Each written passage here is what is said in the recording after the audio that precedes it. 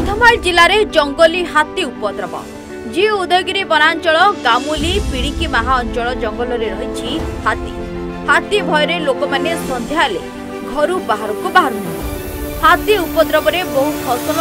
नष्ट होता जमापड़ी सेपटे घन कुहुड़ी सांगकू घंच जंगल और वर्षा जो हाथीर गतिपथ जाना कष्टकर हो पड़ी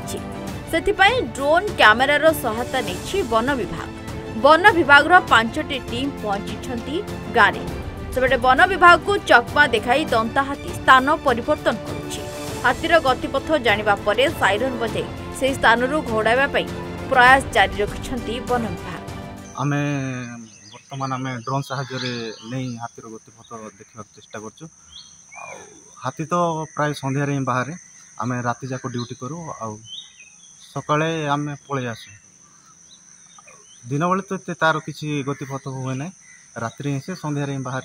आ राति जाक आमु ड्यूटी करबा पड़े। आमे काली राति रे पिड़िका माहा पाखे आमे हाथीटी को देखिथिलु एवं डीएफ सारंगर निर्देश क्रमे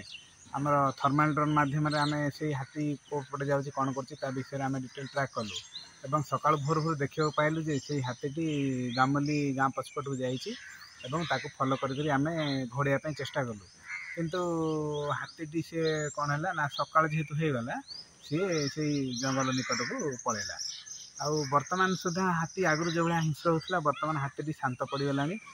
कौन काजुआलिटी है ता छड़ा आम लोक अवेयरनेस करूँ डाकबाजी जंत्र मध्यम 2-3टी गाड़ी में डाकबाजी जंत्र मध्यम समस्त लोक अलरेडी आम अवेयरनेस कर सारे जहाद्वारा कि लोक अवेयरनेस हो हाथी निकट को कहीं जाऊना घर भितर सुरक्षित रही वन विभाग पक्षर ग्रामवासी को परामर्श दी राति सारा विभागीय अधिकारी और कर्मचारी हाथी को घोड़ाइबा प्रयास जारी रखिछंती। प्रशासन पक्षर यार स्थायी समाधान दाबी होछि। तेबे दीर्घ 4 मास जंगली हाथी आसी अंचल में व्यापक फसल नष्ट करने सह घर भांगी देउथिबा देखिबाकु मिलिछि। कंधमालରୁ अरुण कुमार साडंगी रिपोर्ट सूचना टीवी 24/7।